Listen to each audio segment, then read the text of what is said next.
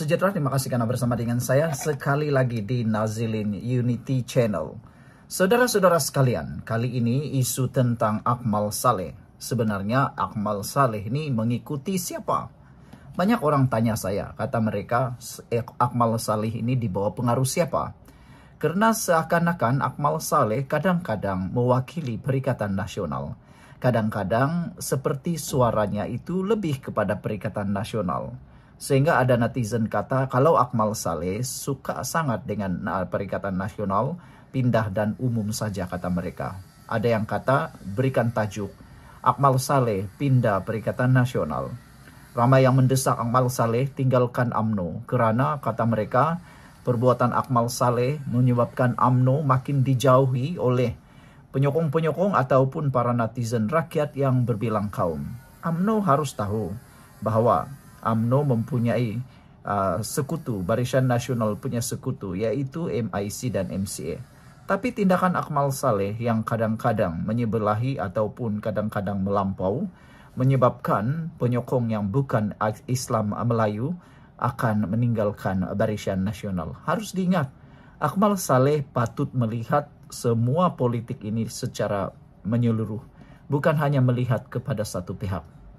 Kalau Akmal Saleh mahu UMNO kembali semula menerajui negara ini, dia perlu tahu, dia perlu sokongan dan dia perlu gabungan. Akmal Saleh mungkin lupa, UMNO sebelum ini memerintah negara kita dalam Barisan Nasional. Itu perlu Akmal Saleh tahu. Secara pribadi saya nampak UMNO tidak akan dapat lagi memerintah negara ini dengan dominan sendiri. Dia mesti mempunyai sekutu. Dan itulah Akmal Saleh boleh pindah di Perikatan Nasional kalau dia berminatlah. Seperti kebiasaan, sebelum kita teruskan ulasan ini, tinggalkan komen Anda dengan tanda pagar kami sayang Malaysia. Tapi sebelum itu izinkan saya berkongsi kepada Anda semua. Ini terapi imun Transfer Factor for Life, terapi imun yang meningkatkan daya imun badan kita sehingga 400%. Secara umum dan ringkasnya, apabila imun badan kita lemah, apabila imun badan kita jadi bodoh, apabila imun badan kita tidak lagi bertindak seperti sepatutnya, kita kena penyakit, kita mudah kena penyakit, dan akar penyakit bertumbuh di dalam tubuh badan kita, lalu kita kena penyakit yang teruk seteruk-teruknya. Tapi apabila terapi imun ini mendidik, mengajar, merangsang, dan menyeimbangkan imun badan dalam tubuh badan kita, kita akan sembuh daripada penyakit karena imun badan kita lah yang menghapuskan akar penyakit yang ada dalam tubuh badan kita apabila dia jadi bijaksana. Jadi dapatkan produk yang hebat ini, penemuan paling bersejarah dalam dunia kedokteran pada abad ini, dan produk ini lulus KKM serta halal. Dapatkannya melalui nombor telepon saya yang tertera, dan ingat ini mungkin jawaban kepada doa Anda selama ini untuk sembuh. Saudara, menurut pengarah komunikasi UMNO yang juga merangkap ahli Majlis Kerja Tertinggi, yaitu Datuk Lokman Adam, beliau kata secara jelas menyatakan bahwa Ketua Pemuda UMNO Datuk Dr. Akmal Saleh tidak berfungsi sebagai Ketua Pemuda UMNO. Akmal ini Ketua Pemuda H2O, bukan Ketua Pemuda UMNO, kata Lokman Adam. Jadi itu sebabnya ramai yang mahu supaya Akmal Saleh pindah sajalah ke Perikatan Nasional. Sebenarnya apabila kita teliti komen-komen di dalam ruangan komen, di dalam Facebook Akmal Saleh, banyak daripadanya, ramai daripadanya ialah penyokong Perikatan Nasional yang sengaja mengipas Akmal Saleh supaya lebih menentang kerajaan perpaduan ini. Mungkin penyokong sebenar UMNO sedikit yang memberikan komen dorongan kepada Akmal Saleh, yang memberikan komen-komen kononnya positif itu supaya Akmal Saleh berjuang lebih lagi. Mereka kata stand di belakang Akmal Saleh, mungkin kebanyakannya ialah para penyokong Perikatan Nasional dan bukan penyokong kerajaan perpaduan. Akmal Saleh harus belajar itu, dia masih muda lagi. Jadi mungkin selok belok politik banyak yang dia masih belum tahu. Akmal sebaliknya, kata Datuk Lokman Adam, berfungsi sebagai Ketua Pemuda Datuk Seri Hisamuddin Tun Hussein. Hisamuddin ialah bekas naib Presiden UMNO dan kini ahli Parlimen Sembrong yang telah digantung. Beliau dikatakan merupakan tokoh yang mahukan kerjasama dengan Perikatan Nasional untuk membentuk kerajaan. Akmal ni saya tak anggap sebagai ketua pemuda UMNO, tapi ketua pemuda Hisamuddin Tun Hussein katanya. Kerana agenda dia ialah nak menjayakan agenda H2O. Dia nak pastikan H2O menjadi Perdana Menteri atau timbalan Perdana Menteri. Apa saja usaha yang boleh pecahkan hubungan BN dan PH ini, dia akan laksanakan, kata Lokman Adam. Ini memang kerja dia, tetapi kenapa DAP dan MCA masuk perangkap dia? Ini yang salah. Lokman berkata begitu berlatar belakangkan beberapa kontroversi yang menyaksikan pertembungan Akmal dengan dua parti tersebut. Beliau berkata demikian dalam rancangan audio siar NR Channel TV bertajuk UMNO dalam Kerajaan Perpaduan, Cabaran Peranan dan Hala 7. Lokman turut menjelaskan bahawa Akmal bukanlah calon utama untuk kedudukan ketua pemuda. Beliau turut mengakui Akmal banyak membuat kesilapan tetapi ia tidak dibangkitkan oleh DAP dan MCA. MCA ialah komponen BN, manakala DAP komponen Pakatan Harapan PH dan kedua-duanya berada dalam Kerajaan Perpaduan. Sekian untuk kali ini, jangan lupa tinggalkan komen anda. Salam sejahtera, terima kasih kerana bersama dengan saya di Nazilin Unity Channel. Selepas dikaitkan dengan serangan terhadap anak Rafizi Ramli, Ismail Sabri akhirnya buka cerita. Tapi sebelum itu, Rafizi juga sudah menjelaskan bahawa serangan terhadap anak beliau tiada kena mengena dengan maklumat Ismail Sabri Yaakob atau Khairi Jamaluddin.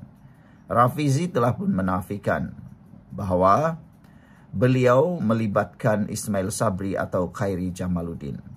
Ahli Parlimen Rafizi Ramli menafikan beliau teliti kes melibatkan Ismail Sabri atau Khairi Jamaluddin. Jadi saudara-saudara sekalian, Rafizi telah menegaskan bahawa beliau berkata maklumat yang diberikan kepadanya tidak ada kena-mengena dengan mereka. Saya tak selidik atau sentuh kedua-duanya. Ini cubaan jahat mengalihkan perhatian, kata Rafizi lagi. Dan selepas itu akhirnya Ismail Sabri Yaakob, bekas Perdana Menteri Malaysia, bersuara berkait isu ini. Dia akhirnya mendedahkan sesuatu.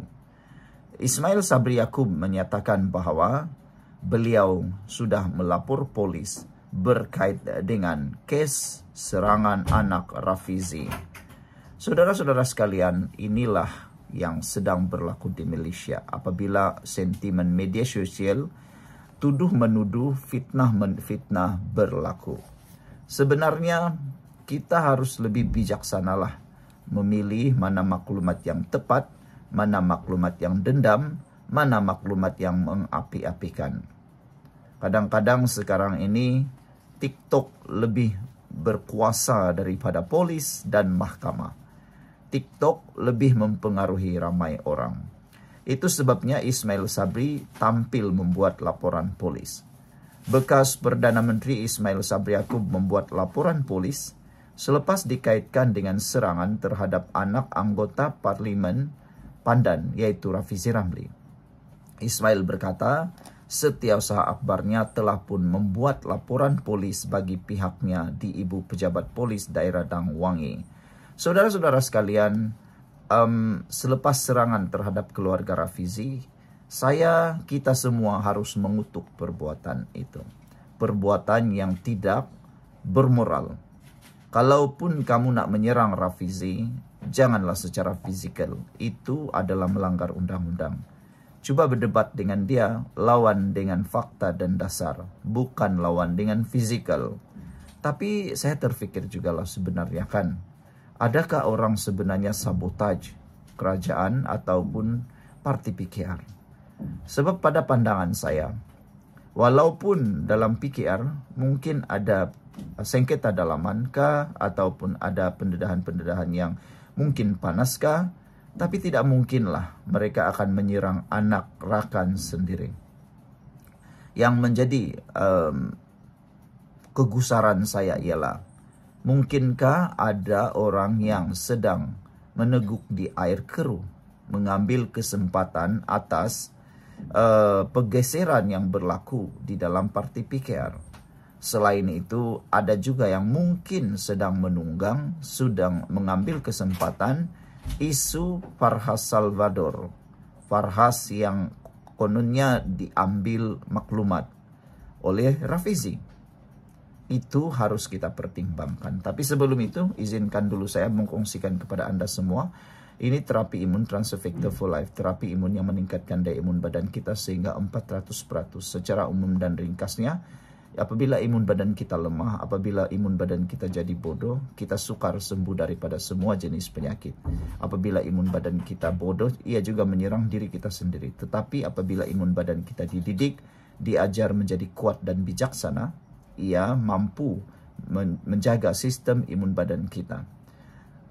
Faktor kekuatan imun tubuh badan kita ialah faktor untuk kita menjamin kesehatan kita yang berkekalan.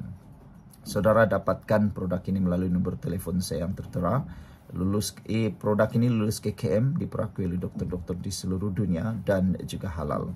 Dapatkannya sekarang melalui nomor telepon saya yang tertera. Saudara, semalam Rafizi Ismail Sabri Yaakob telah pun membuat laporan polis di Ibu Pejabat Daerah Polis Dangwangi terhadap sebuah laman Facebook yang menerbitkan 2 artikel palsu dan berunsur fitnah yang mengaitkannya dengan insiden tersebut serta 1 skandal melibatkan sebuah syarikat swasta. Laporan juga telah dibuat kepada Suruhanjaya Komunikasi dan Multimedia, MCMC dan Facebook supaya tindakan segera diambil terhadap laman serta pengendali atau pemiliknya. Keseluruhan kandungan artikel yang dimuat naik dalam laman Facebook tersebut tidak benar sama sekali dan bersifat niat jahat untuk menjatuhkan reputasi serta nama baik saya, kata Ismail Sabri Yaakob. Saya mohon pihak berkuasa menjalankan siasatan terperinci dan mengambil tindakan tegas kepada pemilik atau pengendali akaun Facebook ini serta merta dan mana-mana pihak yang menyebarkan artikel terbabit. Saya juga telah mengarahkan peguam untuk mengambil tindakan undang-undang selanjutnya terhadap pihak terbabit, katanya lagi. Ismail Sabri turut mengucapkan terima kasih kepada Rafizi yang sebelum ini tampil menjelaskan perkara itu di X. Terdahulu Rafizi mendedahkan perjumpaannya dengan pembocor maklumat sebelum anaknya diserang berkaitan dengan ahli perniagaan Farhas Wafa Salvador Rizal Mubarak. Bekas Menteri Ekonomi itu sebelum ini membayangkan serangan terhadap anak lelakinya yang berusia 12 tahun dengan jarum suntikan di tempat letak kereta pusat belah di Putrajaya mungkin ada kaitan langsung dengan pertemuan tersebut. Ketika itu Rizal hanya menyebut pertemuan itu melibatkan seorang individu. Namun dia kemudian mendedahkan butiran lanjut selepas ada usaha mengaitkannya dengan Ismail Sabri dan bekas Menteri Kesehatan Khairi Jamaluddin. Atas dakwaan dia sedang menyiasat kes yang dikaitkan dengan mereka. Rafizi menyifatkan penyebaran cerita tidak benar bertujuan mengalih perhatian rakyat dan siasatan. Malaysia kini telah menghubungi Farhas untuk mendapatkan komen susulan kenyataan terbaru Rafizi. Saudara-saudara sekalian, nasihat kita sebelum kita tutup ulasan kali ini ialah jangan terlalu yakin dan percaya dengan media sosial termasuklah Facebook dan TikTok. Paling dikhawatiri ialah jangan-jangan Anda juga akan menerima hukuman. Kena berhati-hati, sila sorting ataupun saring maklumat yang Anda terima. Kerana takut-takut nanti Anda pula yang dalam keadaan susah. Kita bersyukur kerana Ismail Sabri Yaakob telah pun tampil memberikan cerita yang tepat dan Rafizi juga telah pun menjernihkan keadaan. Sekian dulu untuk kali ini. Jangan lupa tinggalkan komen Anda. Bye-bye.